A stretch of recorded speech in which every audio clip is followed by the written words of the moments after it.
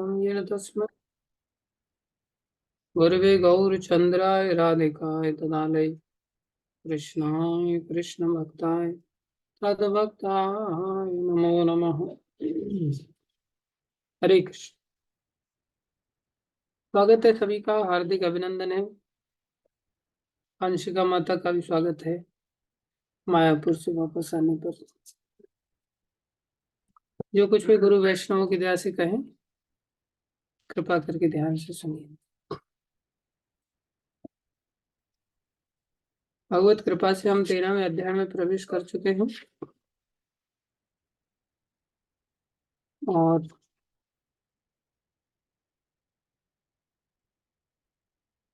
विशेष रूप से जैसा कि हमने अभी तक जाना है, भगवत गीता को 3 भागों में विभाजित किया गया है। पहले 6 अध्याय, बीच के 6 अध्याय और उसके पश्चात बाद के 6 अध्याय। जो पहले 6 अध्याय हैं उनमें भगवान ने कर्मयोग के अंतर्गत भक्ति को सिखाया है, जिसमें कि सबसे पहले अर्जुन को यही भगवान ने प्रेषण किया कि तुम्हारा कर्तव्य है क्षत्रिय होने के नाते युद्ध लड़ना, लेकिन तुम्हारा जो युद्ध लड़ना है वो मेरी आज्ञा के अधीन होना चाहिए, आत्मा के स्तर पर होना चाहिए। संसार में लोग कर्म के आधार पर, कर्तव्य के आधार पर कर्म करना चाहते हैं और कर्म को ही बहुत ज्यादा महत्व देते हैं। लोग यहाँ तक कह देते कर्म ही पूजा है, वर्क इज वर्शिप।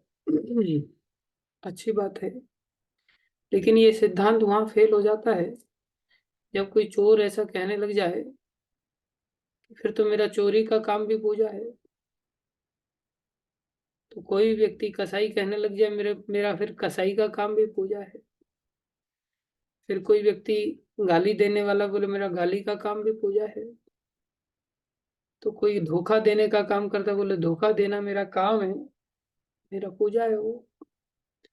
तो इस प्रकार से वर्क इज वर्शिप वाला जो प्रिंसिपल है, लोगों की धारणा वर्क के प्रति होती है, वर्शिप के प्रति कम होती है, इसलिए वो वर्क को वर्शिप बनाने की चेष्टा करते हैं। लेकिन भगवान ने इसको वर्क इज वर्शिप को लेकर के चालू किया और चालू करते हुए भगवान ने कहा नहीं, वर्शिपेबल वर्क इज वर्शिप। कोई भी कार्य पूजा नहीं हो सकता, जो पूजनीय कार्य वही पूजा है। तो पूजनीय कार्य है बोले आत्मा के स्तर पर जब कोई व्यक्ति कार्य करता है। तो भगवान ने पहले 6 अध्यायों में शुरुआत में कर्मयोग से तीसरे अध्याय में प्रवेश किया और 5वें अध्याय में निष्काम कर्मयोग अर्थात कृष्ण भावना भावित कर्मयोग के अंतर्गत भगवान ने वर्शिपेबल वर्क इज वर्शिप कहा कि पूजनीय कर्म क्या है, किस प्रकार से कृष्ण भावना के अंतर्गत रहते हुए हम अपने कार्यों को कर सकते हैं।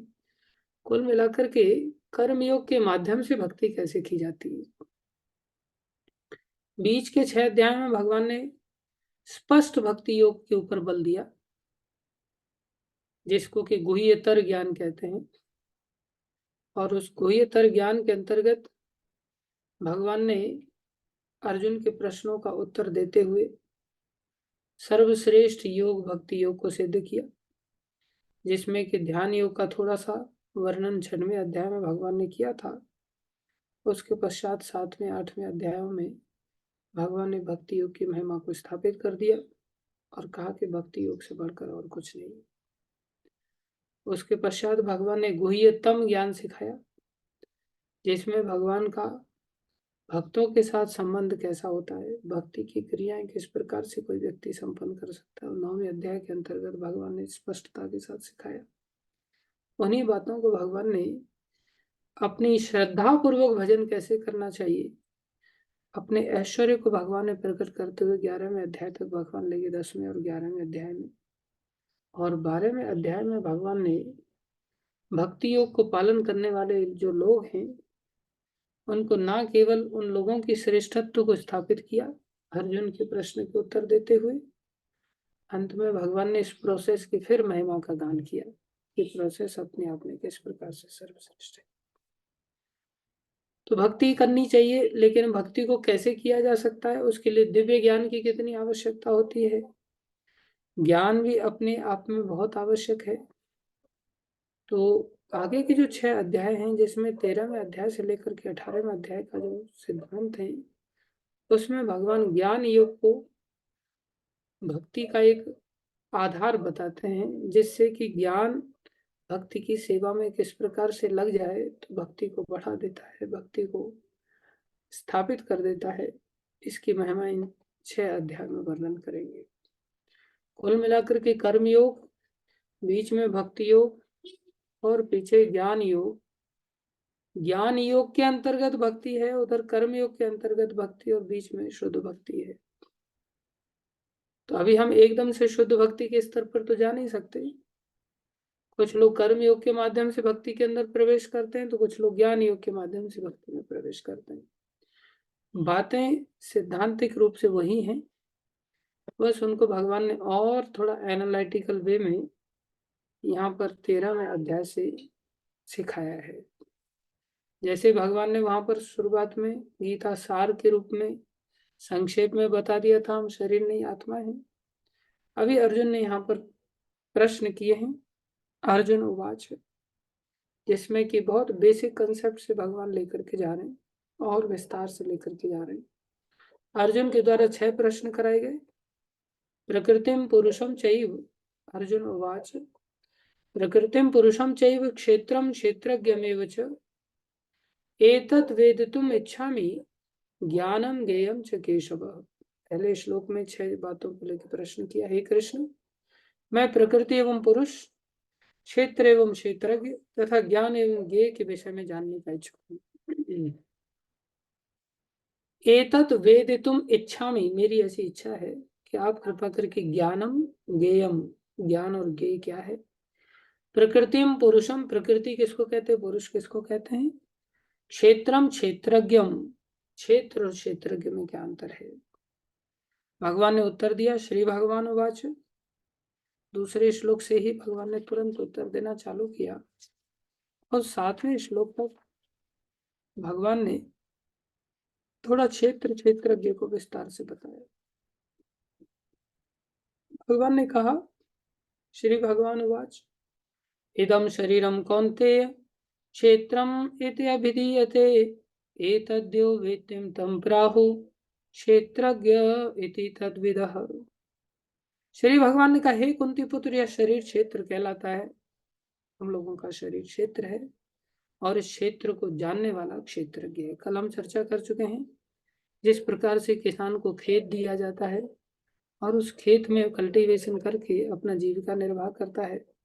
खेत ही उसकी कर्म भूमि है जहां वो कार्य करता है। खेत एक माध्यम है, करने वाला खेत नहीं है, ध्यान देना पड़ेगा। कार्य खेत नहीं कर रहा है, खेत के अंदर कौन काम कर रहा है, किसान। तो ये शरीर किसकी तरह है, खेत की तरह। शरीर किसकी तरह है, खेत की तरह। और शरीर के अंदर आत्मा किसकी तरह है, किसान की तरह है।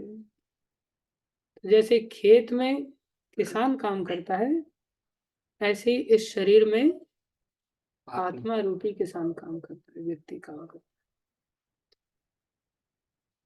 तो जो फल है, वो फल किसको मिलना चाहिए, खेत को मिलना चाहिए, खेत करने वाले को मिलना चाहिए। जो फसल उग करके आएगी, वो बीज वगैरह बोना, कल्टीवेशन करना, सब कुछ खेत में किसने किया था, किसान ने। तो जो भी फल आएगा उसको कौन एंजॉय करेगा, किसान। और फल अगर बर्बाद हो जाएगा तो उसको कौन दुख भोगेगा, किसान। किसान आलस्य करेगा और जाकर के फसल की रखवाली नहीं करेगा, तो उस फल का बर्बादी का कारण कौन है, किसान। तो दुख किसको लगेगा, किसान को। मान लो फसल आ गई और किसान मर करके दूसरे शरीर में चला गया, किसान दूसरी ड्रेस चेंज करके गया, तो फल का भोगी खेत नहीं है, ड्रेस चेंज करके गया किसान, तो भी फल का भोग तो किसान को ही करना होगा। ये प्रश्न किया था महाराज नेवी ने।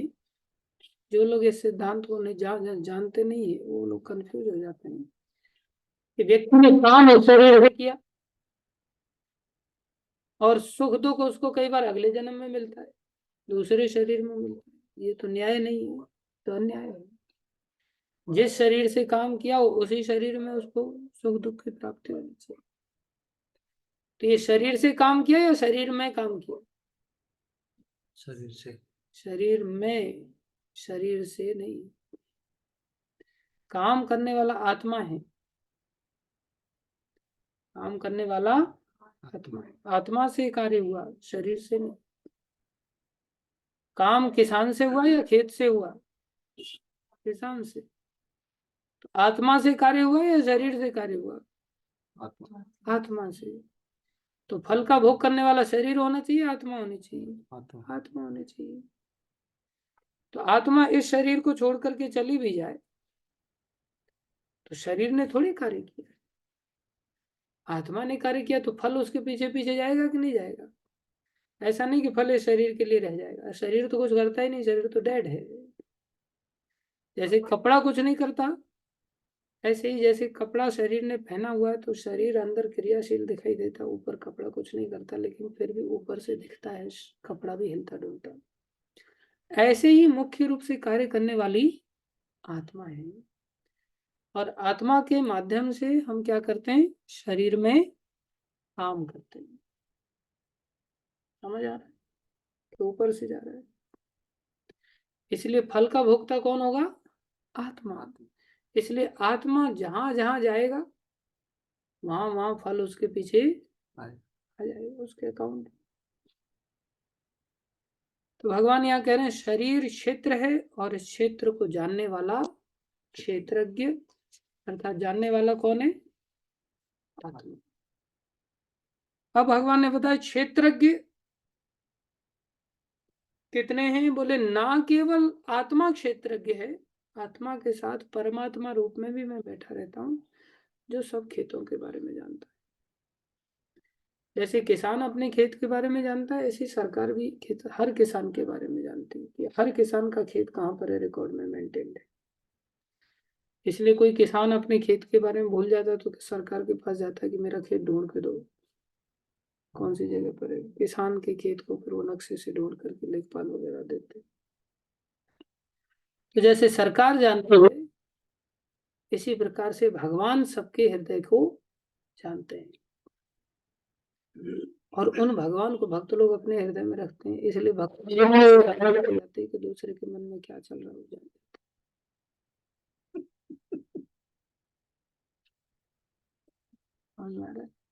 वो अलग बातें व्यक्त नहीं करते, मर्यादाओं को ध्यान में रखते हुए, बाकी मन के लड्डुओं को जानते कि क्या वो लड्डू फूट रहे हैं।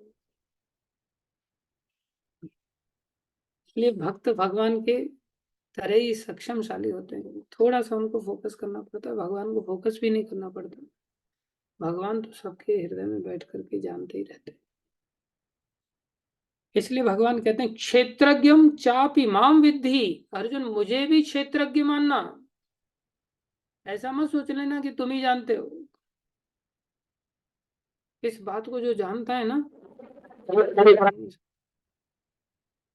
जैसे एक शिक्षक ने अपने स्टूडेंट्स को, गुरुकुल के बच्चों को एक आम पकड़ा दिया, सबको एक एक आम पकड़ा दिया, बोले जाओ ऐसी जगह खा करके आओ जहाँ कोई ना देखे। सब लोग खा पी करके आ गए, कोई दीवार की कॉर्नर पे जाकर के खा के आया, कोई पेड़ पे चढ़ के खा के आया, कोई गन्ने के खेत में जाकर के खा के आया। सब अपनी अपनी जगह ढूंढ ढांड करके वो टॉयलेट में ही मार दिया। लोग तो खाने को लेकर के तो सारी मर्यादाएं तोड़ देते हैं। अरे वहां बच्चे लोगों ने टॉयलेट सीट में ही सीधी रोटियों का बंडल बना करके घुसा के रखा हुआ था, रोटियों का बंडल टॉयलेट सीट में डंप कर दिया था। जाम हो गया। फिर खाने के लिए तो किसी भी हद तक आदमी चला जाता। वो वापस आए, सबने बोले खा लिया, बता दिया हाँ किसी ने सब व्यवस्थाएं बोले, अच्छी तरह से हमने ध्यान सिखाया। एक व्यक्ति वापस ला करके आम को लेकर के आ गया, एक लड़का बोले तूने नहीं खाया? बोले कहीं नहीं खा पाया। तो क्यों? बोले कोई जगह ही नहीं ऐसी दिख रही थी जहाँ भगवान नहीं थे। तो भगवान कैसे हैं?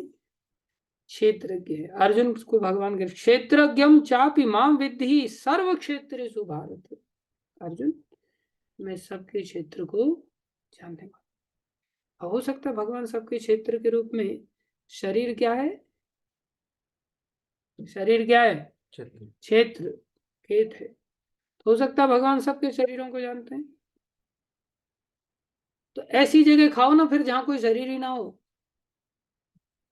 खा सकते थे ना, लेकिन क्या कोई ऐसी जगह है जहां कोई शरीर ना हो? 84 लाख प्रकार के शरीर हैं, और इतने बारीक बारीक शरीर भी हैं, इतने ऐसे ऐसे कीड़े हैं, ऐसे ऐसे वायरस हैं कि जिनको हम इन आंखों से नहीं देख। उन शरीरों के भी क्षेत्रज्ञ श्री कृष्ण। सुई की नोक के बराबर जो छेद होता है ना, सुई की नोक के बराबर क्षेत्र भी है ना, उसमें भी करोड़ों जीव हैं। कोई जगह ऐसी नहीं जहां भगवान उपस्थित। इसलिए क्षेत्र क्षेत्रज्ञ योग ज्ञानम यत ज्ञानम मतम मम। भगवान कहे भरतवंशी, तुम्हें ज्ञात होना चाहिए कि मैं भी समस्त शरीरों का मैं ज्ञाता भी हूं, और इस शरीर तथा इसके ज्ञाता को जान लेना ज्ञान कहलाता है। शरीर को जानना और शरीर के जानने वाले को जानना क्या कहलाता है?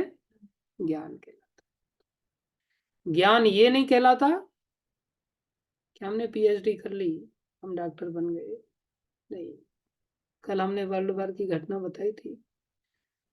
1940 10 साल बाद एक व्यक्ति बच गया था। उसने एक पत्र लिखा कि ये कैसी शिक्षा है जिसमें कि जर्मनी के बड़े बड़े डॉक्टर्स, जाने माने डॉक्टर्स, विदाउट एनेस्थीसिया के इन लोगों ने हमारे शरीरों पर एक्सपेरिमेंट्स किए। तो क्या इसे शिक्षा कहेंगे? नहीं। बोले ये शिक्षा नहीं है। जिनके हृदय में करुणा नहीं है, जिनके हृदय में दया नहीं, उन लोगों ने हमें एक प्रकार से आलू गाजर समझा था। इसलिए ज्ञान क्या है? बोले ज्ञान क्षेत्र और क्षेत्रज्ञ के जानने वाले को ज्ञान कहते हैं। तो कितनी चीजें आएंगी ज्ञान में? कौन कौन सी? शरीर, आत्मा और परमात्मा, भगवान श्री कृष्ण। 3 चीजों का जानना ही ज्ञान कहलाता है। अब भगवान कह रहे हैं तुम इसके बारे में मुझे संक्षेप में सुनो। तत्क्षेत्रम यत् याद वृक्ष यद विकारी यतश्च यत् सचयो यत् प्रभावश्च तस्मा तत्समासेन मे शृणु। अब तुम मुझसे यह संक्षेप में सुनो कि कर्म क्षेत्र क्या है, यह किस प्रकार बना है, इसमें क्या परिवर्तन होते हैं, यह कहाँ से उत्पन्न होता है, इस कर्म क्षेत्र को जानने वाला कौन है, और उस पर क्या प्रभाव। तो भगवान अभी कर्म क्षेत्र के बारे में बताते हैं। क्या है कर्म क्षेत्र? शरीर। तो भगवान अब शरीर। ऋषिर बहुर्विदः गीतम छंदो बहुर्विविधैः पृथक् ब्रह्मसूत्र पदैश्चैव हेतुम मद्भिर् विनिश्चितैः। भगवान कह रहे विभिन्न वैदिक ग्रंथों में विभिन्न ऋषियों ने कार्यकलापों के क्षेत्र तथा उन कार्यकलापों के ज्ञाता के ज्ञान का वर्णन किया है।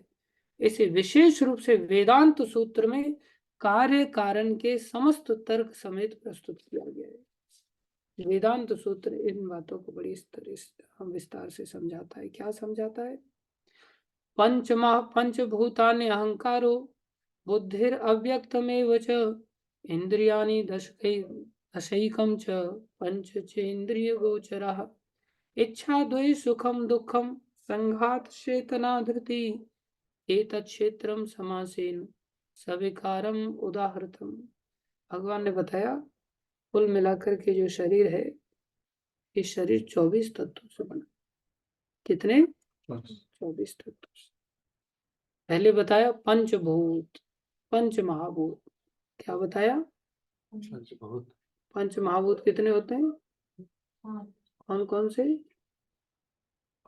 पृथ्वी, जल, वायु, अग्नि, आकाश, ये 5 तत्वों से शरीर बना है। बोले नहीं, साथ में इसमें जो क्षेत्रज्ञ है, जो क्षेत्र है, क्षेत्र में केवल यही शरीर नहीं आता, क्षेत्र के अंतर्गत स्थूल शरीर भी आता है और सूक्ष्म शरीर भी आता है। उसमें क्या क्या पाया जाता है? बोले पंच महाभूत 5 हो गए, अहंकार, बुद्धि, फिर अव्यक्त। अव्यक्त क्या है? तीनों गुणों की अप्रकट अवस्था, अर्थात 3 गुण, 10 इंद्रियां तथा मन, 5 इंद्रिय विषय, इच्छा, द्वेष, सुख दुख, संघात, जीवन के लक्षण तथा धैर्य, इन सबों को संक्षेप में कर्म का क्षेत्र तथा उसकी अंतःक्रियाएं अर्थात विकार कहा जाता है।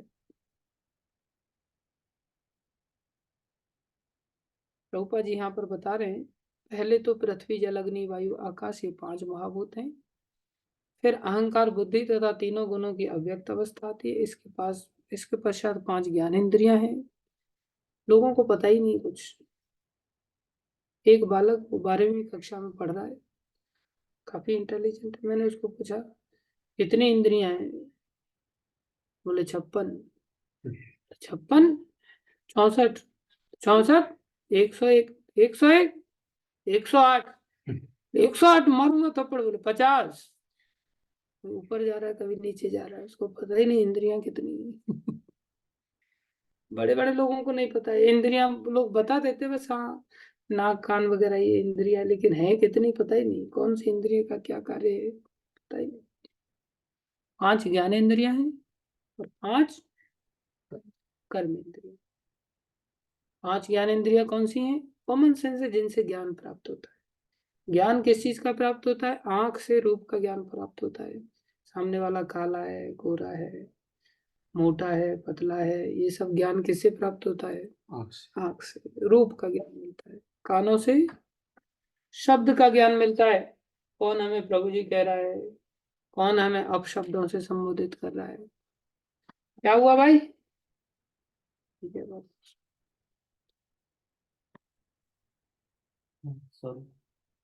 मीठे कड़वे शब्दों का ज्ञान कहाँ से होता है? कानों से शब्द का ज्ञान मिलता है। नाक से किसका ज्ञान प्राप्त होता है? गंध का। गंध सुगंध है या दुर्गंध? और जीभ से किसका ज्ञान प्राप्त होता है? स्वाद का। क्या चीज स्वादिष्ट है? अंगूर खट्टे हैं, मीठे हैं, सेब खट्टा है, मीठा है, पपीता कैसा है, हाइब्रिड है, देशी है, सब पता किससे पता चलता है? जीभ से। पिस्ता बढ़िया बने, पास्ता बढ़िया बनाए कि खराब बनाए, मैगी कैसी बनी है, नूडल्स कैसे बने, चाउमीन कैसी बनी है, ये सब किससे पता चलता है? जीभ से पता चलता है। कुछ लोग मुस्कुराने लग जाते हैं सुनते ही इन नामों को। हर्षिता माता, इतना प्रसन्न होने की जरूरत नहीं है, केवल नाम ही बोला जा रहा है, सर्व होने वाला नहीं है। छोले कुलचे कैसे बने हैं, मूली के पराठे कैसे बने हैं, सब अलग अलग जगह की अलग अलग डिशेस को लेकर के जीव स्वाद बताती है। त्वचा से पता चलता है कौन सा व्यक्ति गर्म है, ठंडी है कोई वस्तु, सॉफ्ट है, हार्ड है, इसका ज्ञान किससे होता है? त्वचा से होता है। इसलिए 5 ज्ञानेंद्रियां हैं, 5 कर्मेंद्रियां हैं जिनसे कार्य किए जाते हैं। हाथ है तो उठाने का, पकड़ने का कार्य किया जाता है। पैर है, चलने फिरने का कार्य किया जाता है। मुंह है, बोलने का काम किया जाता है। मल मूत्र के द्वार है, जिनसे मल मूत्र का विसर्जन किया जाता है। इस प्रकार से 5 क्या है? कर्मेंद्रियां हैं। तो पंच महाभूत कितने हो गए? 5। उसके साथ मन, बुद्धि, अहंकार कितने हो गए? 8। मन, बुद्धि, अहंकार कितने हो गए? 8। सूक्ष्म शरीर में स्थूल शरीर आ गया, सूक्ष्म शरीर आ गया। उसके पश्चात 10 इंद्रियां कितने हो गए? 18। उसके पश्चात 10 इंद्रियों के, ये 5 इंद्रियों के विषय, 5 ज्ञान इंद्रिय ना, 5 ज्ञान इंद्रियों के 5 विषय, अर्थात आंख का विषय रूप, जीव का विषय रस, नाक का विषय गंध, कान का विषय शब्द, त्वचा का विषय स्पर्श। रूप, रस, गंध, रूप, रस, गंध, शब्द, स्पर्श, ये 5 क्या हैं? 5 इंद्रियों के विषय हैं। कितने हो गए? 23। कितने हो गए? 23। और अव्यक्त रूपी जो 3 गुणों का संग है, 3 गुणों का एकत्रीकरण करके अव्यक्त जिसको कहते हैं, बोले वो संघात जिसको अव्यक्त कहते हैं तीनों गुणों का, वो हो गया 24वां तत्व। इस प्रकार से 24 तत्वों का ये जो बना हुआ है, ये क्या है? सारा खेत है, शरीर है। इसके अंदर फिर आत्मा पाया जाता है, जिसको 25वां तत्व भी कहा जाता है।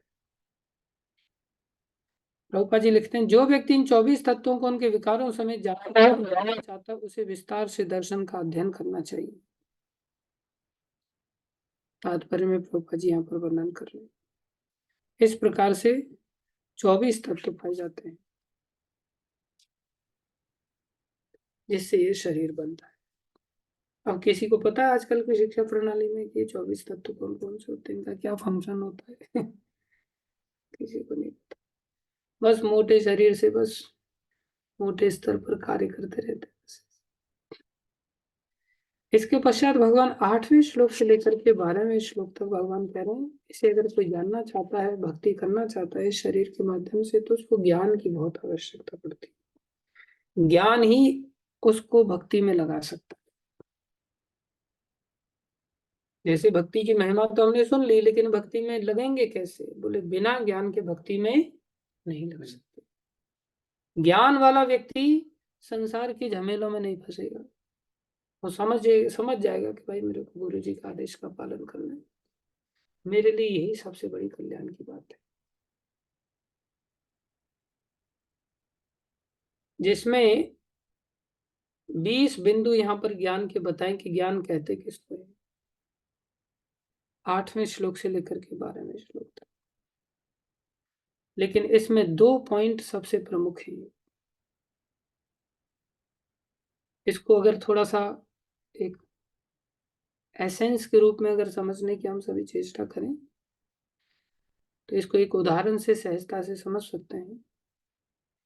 जो उदाहरण दिया जाता है कि अंधेर नगरी चौपट राजा,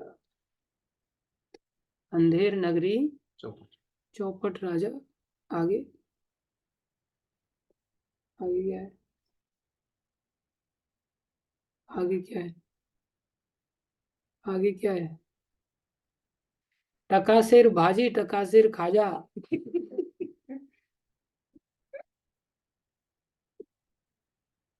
टका समझते हो? बंगाल में टका चलता है, 1 रुपए को टका कहते हैं। 1 टका, 20 टका, 25 टका ऐसे बोलते हैं वहां पर। 2 टका, 5 टका। तो 1 टका को केवल टका कहते हैं।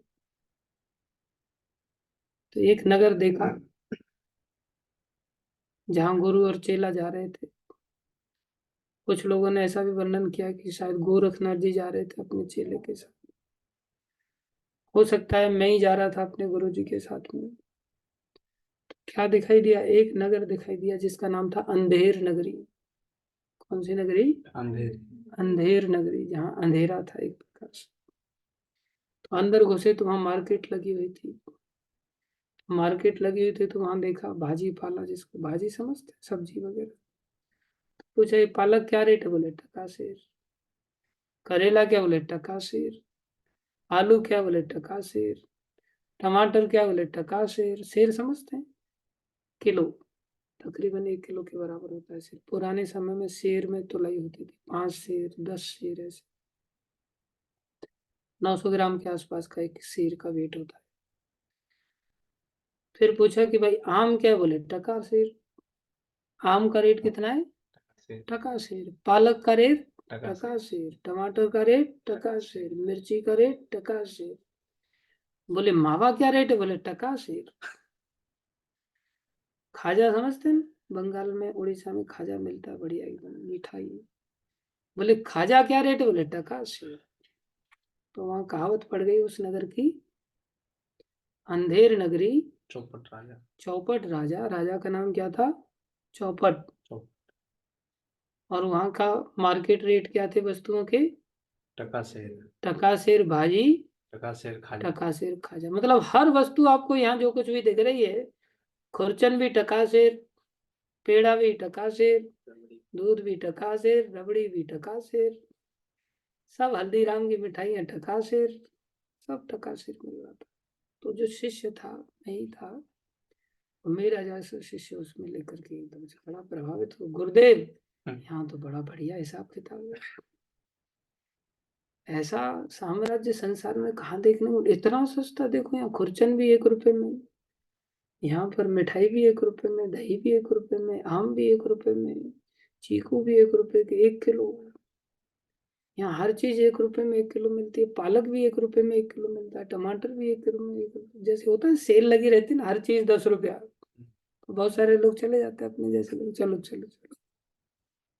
तो वहाँ चला गया।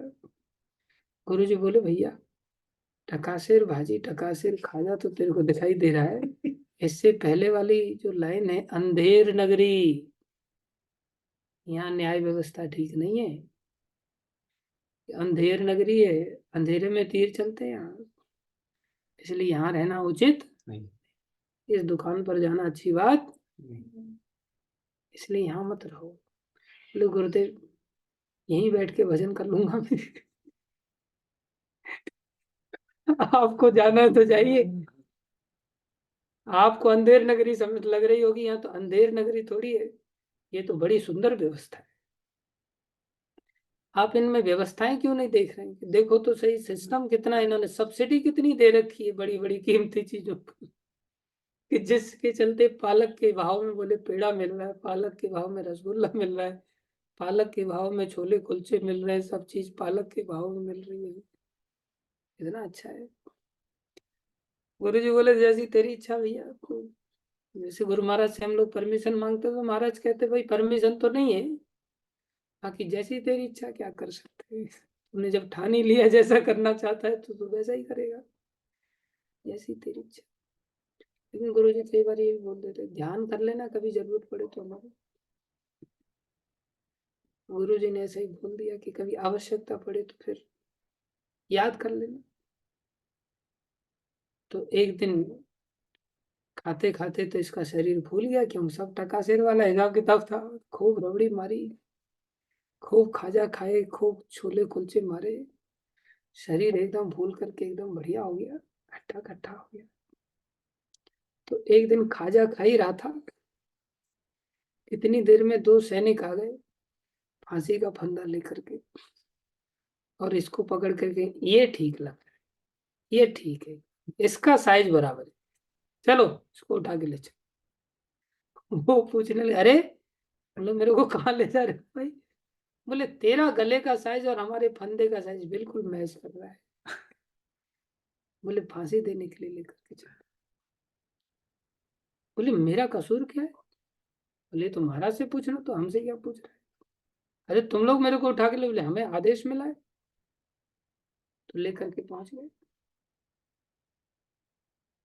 तो पूछा गया कि भाई मेरा हुजूर मेरा कसूर क्या है?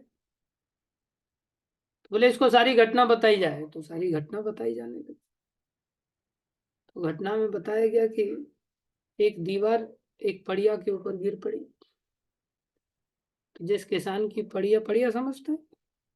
भैंस की बच्ची, भैंस के बच्चे को पड्डा कहते हैं। बछड़ा तो बछिया तो गाय के बच्चे को कहते हैं। गाय भैंस समझते हैं? भैंस के बच्चे को पड़िया कहते हैं, भैंस के बच्चे को पड्डा कहते हैं। तो पड़िया दब गई उसकी दीवार के नीचे। बोले हुजूर मेरी पड़िया मर गई। इसकी दीवार गिरी, इसको दंड देना चाहिए। तो अच्छा इसके मालिक को पकड़ के लाओ, तो उसके मकान मालिक को पकड़ के लाया गया राजा, बोले इसको फांसी की सजा दे दो। बोले हुजूर मेरी क्या गलती? बोले तेरी गलती नहीं, तेरे घर की दीवार गिरी, उसकी पड़िया मर गई। बोले हुजूर जो काम करने वाले जो मिस्त्री लोग थे, कारीगर लोग थे, उन्होंने दीवार ऐसी कच्ची बनाई, मेरी गलती थोड़ी है। अच्छा तो मिस्त्री को पकड़ के लाओ, तो कारीगर को बुलाएगा, इसको फांसी की सजा दे दी जाए। क्यों भाई तुमने इतनी कमजोर दीवार क्यों बनाई? बोले हुजूर मेरा कसूर थोड़ी है, ये तो लेबर वालों ने सीमेंट हल्का दिया, लेबर वालों ने माल बढ़िया बना करके नहीं दिया, मिक्स करके प्रॉपरली नहीं दिया, तो दीवार कच्ची रही, इसमें मेरी क्या गलती? अच्छा लेबर वालों को बुलाओ, तो लेबर वालों को बुलाया गया, तो लेबर वाले पहुंच गए। तो लेबर वाले बोले हुजूर हमारी कोई गलती नहीं। बोले तुम्हारी गलती कैसे नहीं, तुमने माल कच्चा क्यों दिया? बोले हुजूर हम पानी लेकर के आ रहे थे, तो जो चमड़े में हम पानी भर के लेकर के आ रहे थे, बोले वो चमड़ा हल्का था, उसमें से पानी रिश्ता चला गया, पानी पूरा पहुंचा नहीं, तो फिर माल हल्का रह गया। तो बोले चमड़ा किसका था? बोले भैंस का चमड़ा था। वो भैंस किसकी थी? बोले उस व्यक्ति की भैंस मरी थी, उसके चमड़े से वो पानी ढोने वाला बनाया गया था। अच्छा तो उस भैंस के मालिक को बुलाया जाए, भैंस के मालिक को बुलाया जाए, इसको फांसी पर लटका दिया जाए। लेकिन चमड़ा तूने इतना हल्का कैसे रहने दिया भैंस का? भैंस का चमड़ा अच्छा क्यों नहीं बना? तूने अच्छा खिलाया क्यों नहीं? इसको फांसी पर लटका दिया जाए। और बेचारा दुबला पतला था एकदम से। तो उसको फांसी के फंदे पर लटकाने के लिए जब सिपाही लोग चले, तो देखा कि फांसी का फंदा बड़ा है और वो छोटा है, पतला है। बोले हुजूर इसके तो गले में फांसी का फंदा बहुत ढीला है, ये तो इसके साइज का है ही नहीं। अच्छा तो इसके साइज का गला ढूंढा जाए, फांसी के फंदे के साइज का गला ढूंढा जाए। अब वो गला ढूंढने के लिए चल पड़े उसको छोड़ करके, इसके साइज का गला कहाँ मिलेगा? तो गला ढूंढने के लिए गए, तो वो लड़का मिल गया, गुरु जी का चेला, चेला मिल गया। तो उसका गला देख रहे थे, हाँ गला बढ़िया है। तो बोले हाँ इसमें पेट बैठ रहा है, चलो इसको उठा करके लेके चलते।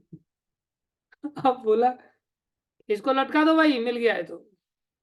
बोले लेकिन मेरी गलती है कि तेरा गला मैच कर रहा है, तूने टका शेर खाजा इतना खाया है कि गला तूने बढ़िया फुला लिया और गले में मैच कर रहा है। वो बेचारा बोले भाई इन लोगों को समझाना भाई बहुत कठिन काम है।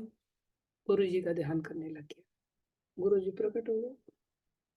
तो गुरु जी प्रकट हो गए, तो गुरु जी बोले मेरे को बचाओ यहाँ से। मैं तो बोले पहले ही कहा था तेरे को, यहाँ पर अंधेर नगरी है, यहाँ सब खाजा के पीछे भागने वाले लोग हैं, सब टका शेर में सब चीजें मिल रही है, चौपट राजा है, राजा को कोई ठिकाना ही नहीं, राजा को बुद्धि नहीं, राजा किसी को भी फांसी पर चढ़ा दे। अब बोले बचने का एक ही उपाय है, मैं तेरे गाल पे थप्पड़ मारूंगा, तू मेरे गाल पे थप्पड़ मारूंगा। बोले इससे क्या? बोले तू शांत रहे ना, तेरे को अब जैसा बोला जाए वैसा कर। उसने गुरु जी के गाल पर थप्पड़ मारा, गुरु जी उसके गाल पर थप्पड़ मारे। तो गुरु जी बोले कि तुम ऐसा बोलना कि हाँ मेरे को फांसी पर चढ़ाओ, और मैं ऐसा बोलूंगा कि मेरे को फांसी पर चढ़ाओ। तो झगड़ा चालू हो गया, थप्पड़ मार चालू हो गई। सैनिक बोले ये लोग झगड़ा कर रहे हैं महाराज, कैसे फांसी पर चढ़ाया जाए? तो पूछा गया, बोले भाई चौपट राजा पूछने लगे तुम लोग एक दूसरे को थप्पड़ क्यों मार रहे हो, रहस्य क्या है? तो गुरुजी बोले रहस्य है कि फांसी का जो समय निर्धारित हुआ है ये बड़े अच्छा मुहूर्त है, इस मुहूर्त में बोले जो प्राण त्यागेगा वो सीधा वैकुंठ की प्राप्ति करेगा।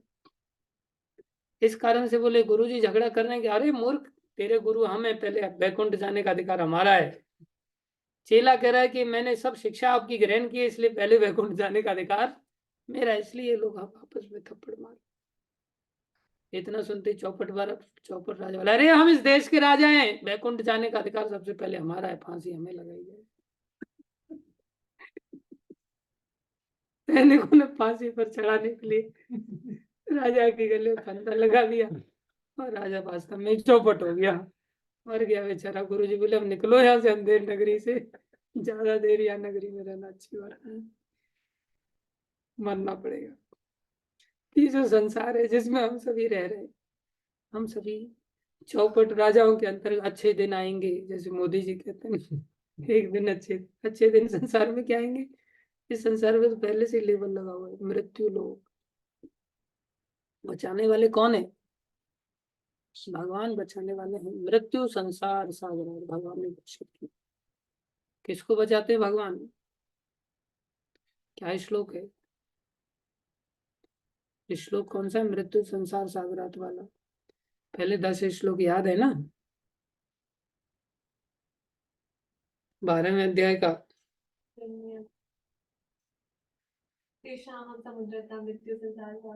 हाँ, तेषाम अहम समुद्रता मृत्यु संसार सागरात। आगे क्या आता है अंशिका माता? इस श्लोक की आगे की लाइन कौन सी है? प्रभु जी यात्रा से आके याद नहीं किया श्लोक। हाँ भाई वाह। घर वालों को स्टार्ट करनी।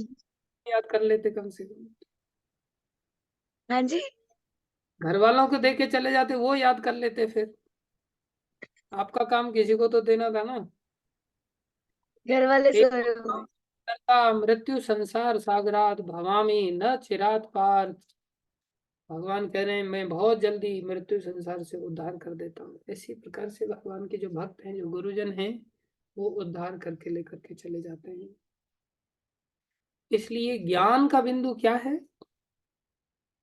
ज्ञान का एक ही बिंदु है, विशेष रूप से विनम्रता। ज्ञान का बिंदु क्या है?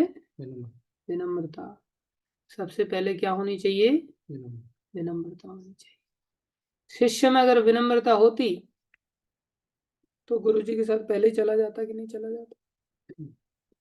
लेकिन वो गुरु जी को पाठ पढ़ाने लगे। गुरु जी आप नहीं समझ रहे, देखो ना कितना बढ़िया फायदा है यहाँ।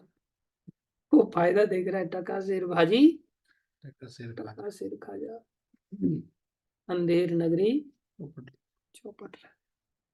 किसी भी व्यक्ति को संसार में आप जाकर के मिलो और उसको भगवतीता दो और उसको बोलो भाई अंधेर नगरी है, मरना पड़ेगा यहाँ, वो क्या कहेगा?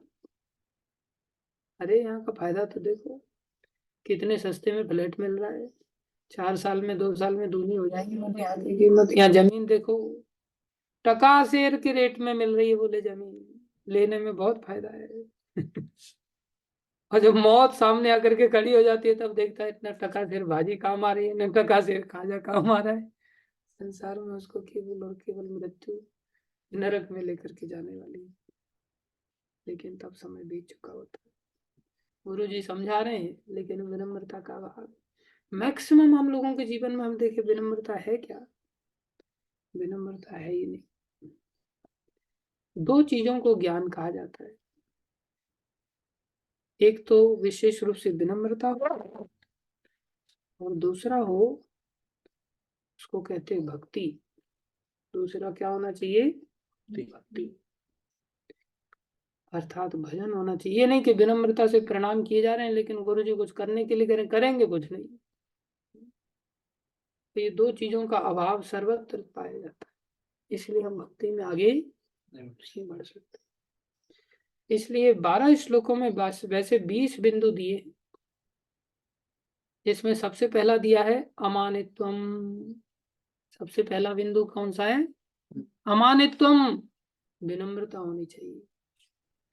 विनम्रता में झुकना पड़ता है। जैसे 2 प्रकार के वृक्ष होते हैं, एक वृक्ष जिस पर फल लगे होते हैं, एक वृक्ष जिसमें फल नहीं होते। तो जिस पर फल लगे रहते हैं वो खड़ा रहता है या झुका हुआ रहता है? वो झुक जाता है। और जो खड़ा रहता है वो जिस पर फल नहीं होते। तूफान आता है तो कौन सा वृक्ष धराशायी होता है? जो खड़ा रहता है, उसका तना एकदम से तूफान का शिकार टूट जाता है। जो झुकना जानता है वो जिधर हवा आती है उधर से झुक जाता है। जिसके अंदर झुकने की वृत्ति नहीं, उसको नष्ट ही होना पड़ता है। इसलिए सबसे पहला गुण है ना।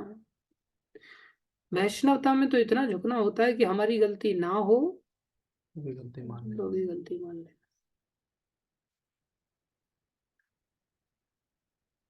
आइए टका सिर खा जाओ।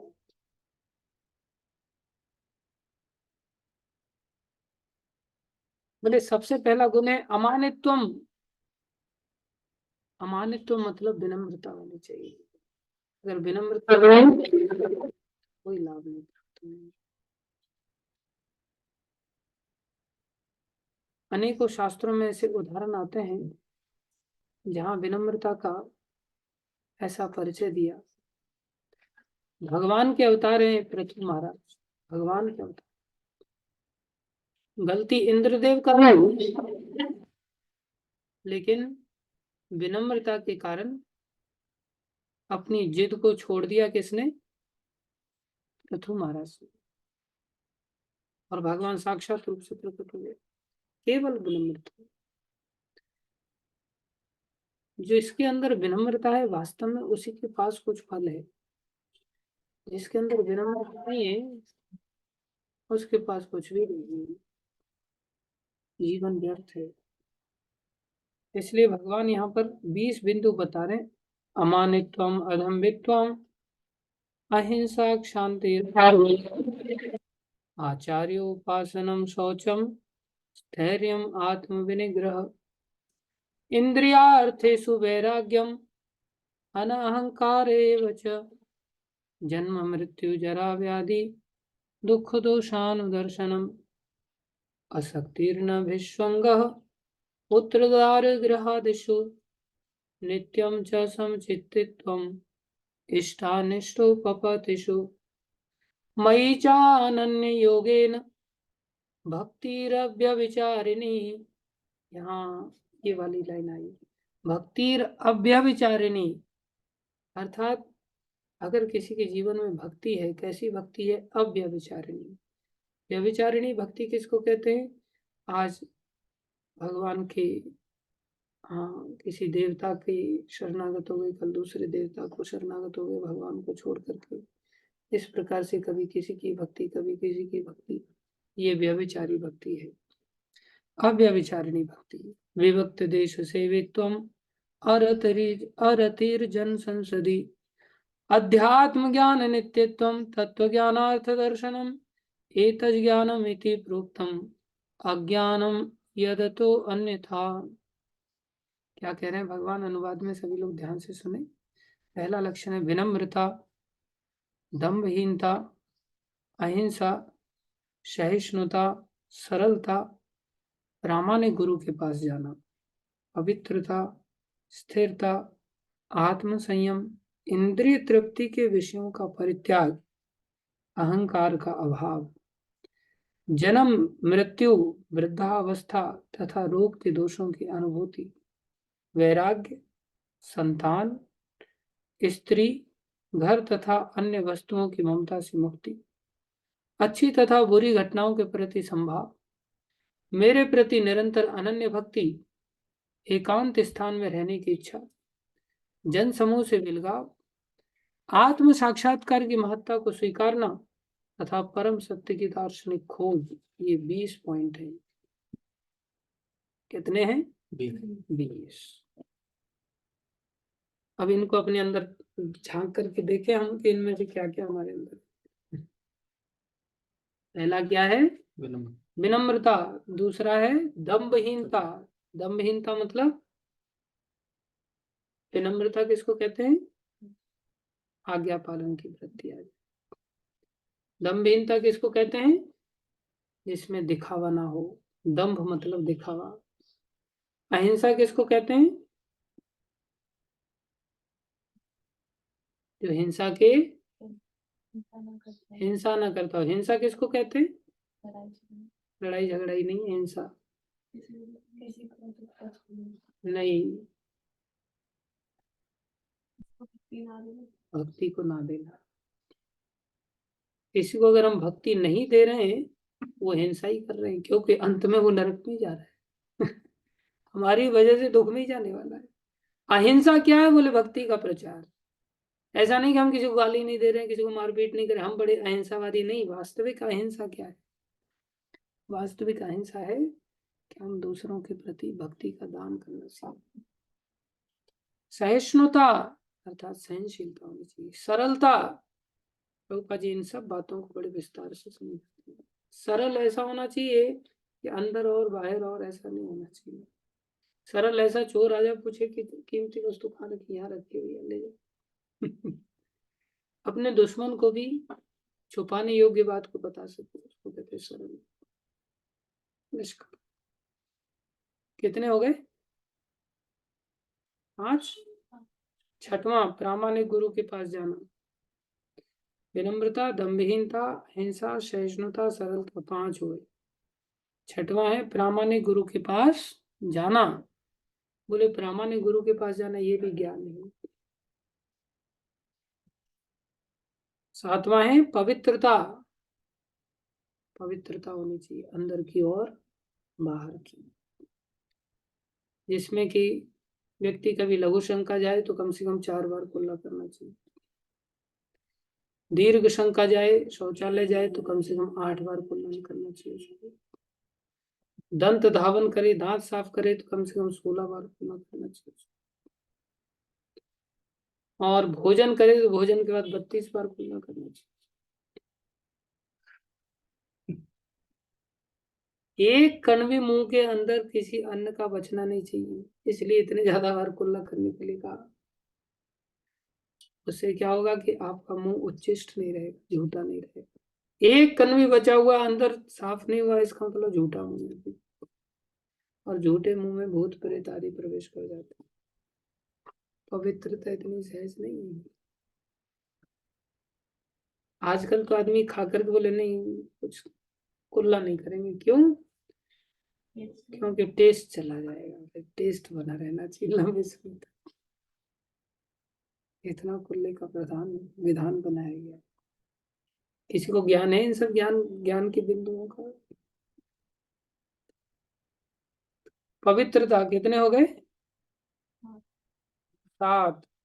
स्थिरता 8वां, स्थिर होना चाहिए, चंचल। आत्मसंयम, आत्मसंयम होना चाहिए, मन के ऊपर संयम। इंद्रिय तृप्ति के विषयों का परित्याग, ये नहीं कि आंख रूप के पीछे भाग रही है, कान मीठे शब्दों के पीछे भाग रहा है, गाने सुनने के पीछे भाग रहा है, जीव स्वाद के पीछे भाग रही है। ये समस्त इंद्रियों के जो 5 विषय हैं, इनके विषयों का परित्याग। तो जब परित्याग कर देंगे तो फिर तो खाने को मिलेगा ही नहीं। बोले नहीं, उतना ही खाओ जिससे जीवन संभव हो, स्वाद के लिए नहीं खाना, जीविका निर्वाह के लिए खाना।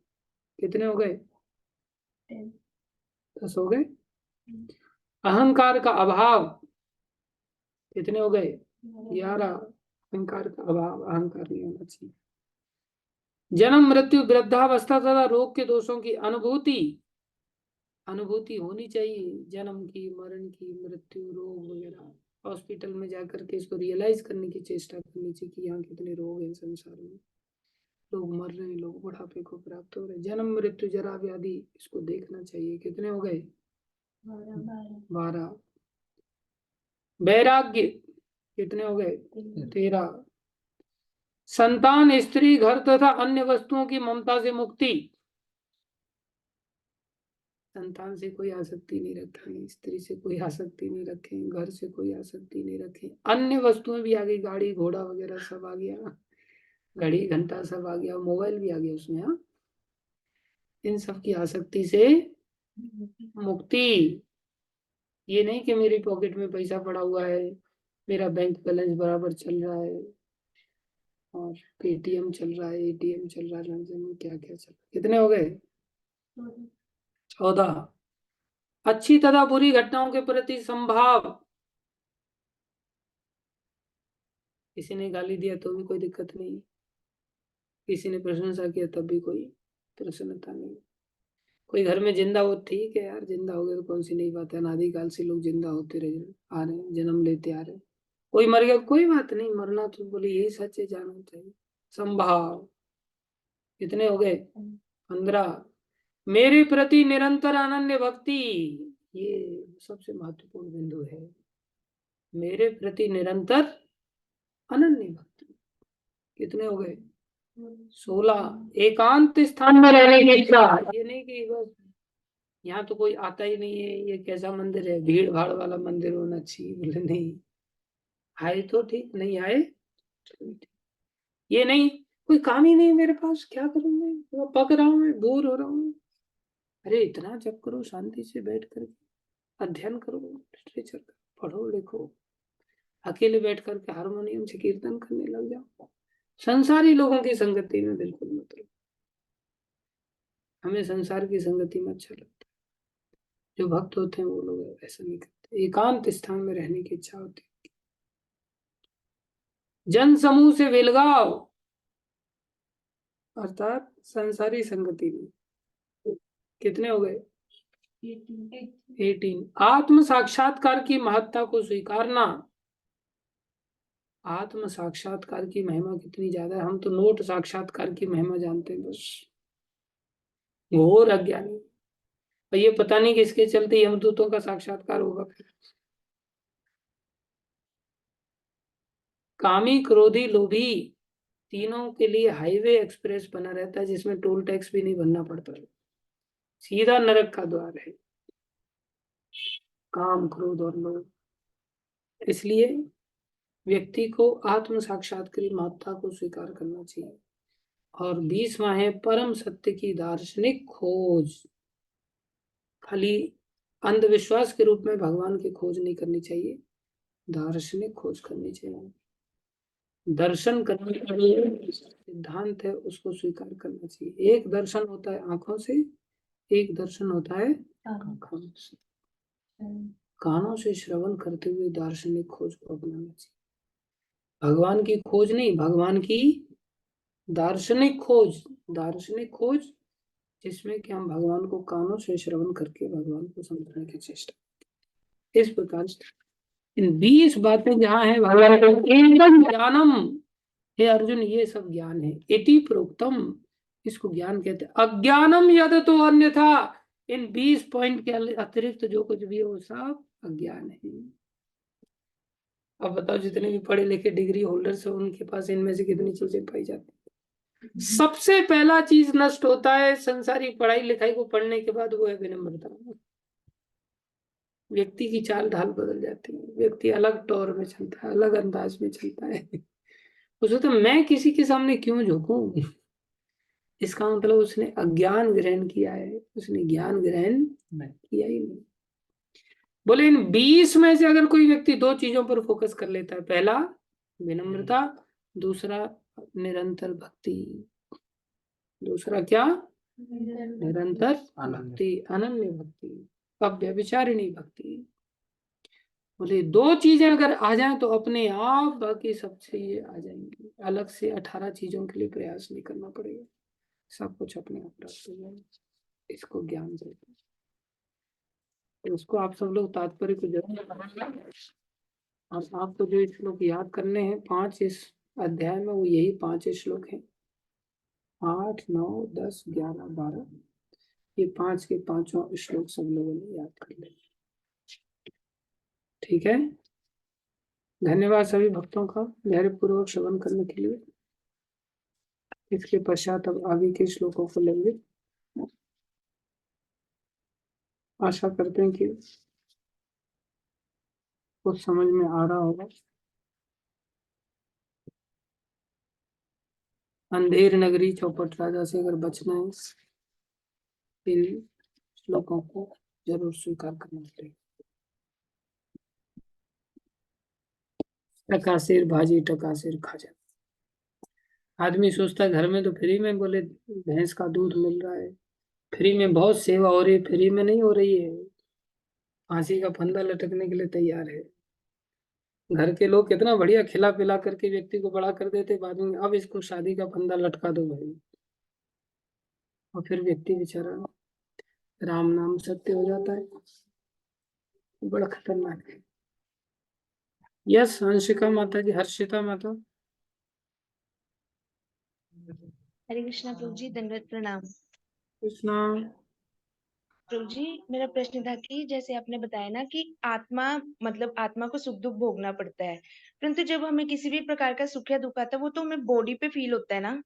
तो मतलब आप इसको थोड़ा एक्सप्लेन कर देंगे प्लीज। ये मतलब ये नहीं समझ लगा कि आत्मा कैसे भोगती है, वो तो हमें ऐसा प्रतीत हो रहा था कि हमारा शरीर भोग रहा है दुख भी और सुख भी। तो ऐसा इसको प्रतीत कैसे इसलिए हो रहा समझेंगे? है क्योंकि हमारे शरीर से आसक्ति होती है। हमने अपने आप को शरीर मान रखा है, इसलिए ऐसा प्रतीत होता है। जो शरीर नहीं मानता उसको ऐसा फीलिंग कभी नहीं होगा। ये जैसे आ, हमारा कुर्ता फाड़ दिया जाए किसी के द्वारा, तो कुर्ते में दर्द होगा क्या? कुर्ता चिल्लाएगा कि मेरे को दर्द हो रहा है? नहीं। कुर्ते के फट जाने पर क्रोध किसको आता है, कष्ट किसको होता है? कुर्ते पहनने वाले व्यक्ति को, है कि नहीं? लिटरली तो कुर्ते को कष्ट नहीं होता, लेकिन कुर्ता पहनने वाले व्यक्ति को कष्ट होता है। क्यों कष्ट हो रहा है? जबकि कुर्ता अलग फटा है, वो कुर्ते से अलग खड़ा है, तो भी वो क्यों क्रोध को प्राप्त हो रहा है? वो इसलिए प्राप्त हो रहा है क्योंकि उसकी आसक्ति है, और आसक्ति में उसने मेरा मान रखा है कुर्ते को। जब मेरा मानने में कष्ट हो रहा है तो फिर कुर्ते को मैं मान लेगा तब कितना कष्ट होगा। ऐसे ही हमने शरीर को मेरा मान रखा है। इतना ही नहीं, शरीर को मैं ही मान लिया है सीधा। हम तो शरीर से अलग अपने आप को आत्मा मानते ही नहीं। उस स्थिति में कितना कष्ट होगा। इसलिए इस कष्ट को हम पाते हैं। दूसरा, शरीर नष्ट हो जाए तो बोले मैं शरीर हूं तो मैं तो नष्ट हो गया। बोले वास्तव में तुम नष्ट नहीं हुए, तुम्हारे कर्मों के आधार पर तुम्हें फल मिलता है। तुम दूसरे शरीर में चले जाते हो, दूसरे शरीर में चले जाते हो। कुछ फल आपने इस शरीर में भोग लिए, कुछ फल आपको उस शरीर में भोगने के लिए प्राप्त होंगे फिर। तो इस प्रकार से जीव एक शरीर से दूसरे शरीर में, क्योंकि करने वाला वही था, ये शरीर तो नष्ट हो गया तो फल उस शरीर में पहुंच जाता है, वहां पर जहां पर वो व्यक्ति है। समझ रहे हो? इसलिए मुख्य कारण है सुख दुख पाने का, इस शरीर के माध्यम से हम अपने आप को शरीर मान लेते हैं। ठीक है। जी प्रभु जी। हरे प्रभु कृष्णा। जी, एक और प्रश्न था कि जैसे आपने 20 गुण बताए ना, उसमें से सबसे पहला विनम्रता है। तो मतलब हम अपने अंदर हमारे अंदर मतलब अहंकार से भरे हुए हम घूम रहे होते हैं, तो विनम्रता हम अपने अंदर डेवलप कैसे करें, मतलब विनम्र कैसे बन पाए हम? विद्या विनय संपन्ने। विद्या जब आती है तो विनय बनता है, विनयशीलता आती है। अविद्या आती है तो अहंकार आता है। तो हमें विद्या को ग्रहण करना है। विद्या क्या है? परा विद्या, जो कि चैतन्य महाप्रभु कह रहे हैं, विद्या वधु जीवनम। बोले विद्या क्या है? बोले भक्ति। उस भक्ति का जीवन है। उस भक्ति को जिंदा रखने वाला कौन है? बोले कृष्ण नाम। तो कृष्ण नाम जब हम लेंगे तो विद्या हमारे जीवन में मर गई है जो, वो जिंदा हो जाएगी। तो जितना हम कृष्ण नाम लेंगे उतना ही विद्या के प्राण वापस लौट के आ जाएंगे। समझ रहे हो? और जब विद्या आ जाएगी तो विनम्रता आ जाएगी। ठीक है। जी प्रभु जी, बहुत बहुत धन्यवाद प्रभु जी। हरे कृष्णा। हरे कृष्णा। यस हिमांशु प्रभु।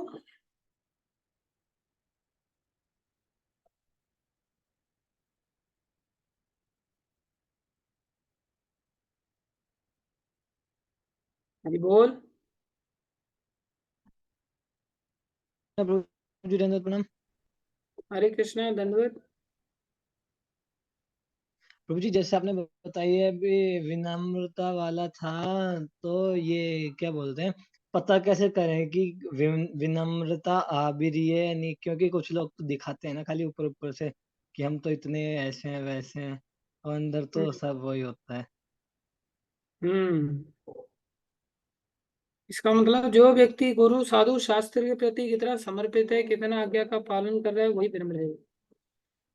चाहे हो सकता है एक व्यक्ति जबरदस्ती दिखाए तो विनम्रता धीरे धीरे आ जाएगी उसके अंदर।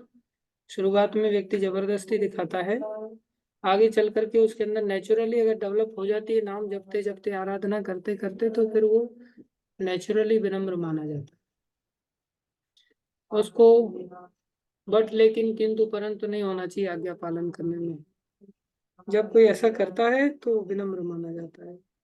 जो साफ सफाई देता रहता है कि ये कारण है प्रभु जी, ये कारण है प्रभु जी, और अपने ही कारण को ऊंचा बना करके विनम्रता का परिचय नहीं देता, बोले वो अज्ञानी है। समझ आया? प्रभु जी। बाकी दूसरा व्यक्ति क्या कर रहा है उसको क्या फायदा देख करके, हम क्या कर रहे हैं हमें देखना चाहिए स्वयं को। हमारे अंदर विनम्रता जी है प्रभु क्या, जी। हमें खुद देखनी चाहिए। तेरे मंगल आरती में दर्शन क्यों नहीं होते? प्रभु जी पता नहीं, मेरे को भी समझ नहीं आ रहा। किसको पता है फिर तेरे बारे में? कोई दूसरा क्षेत्रज्ञ है?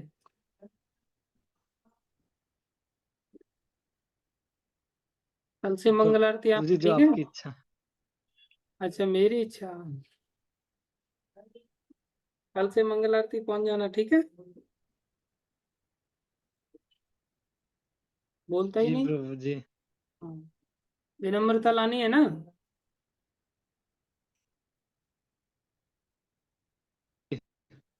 आज्ञा पालन करना,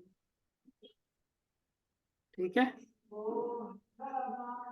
हरे Krishna. Thank you, we will end here. Hare Krishna. प्रभु जी।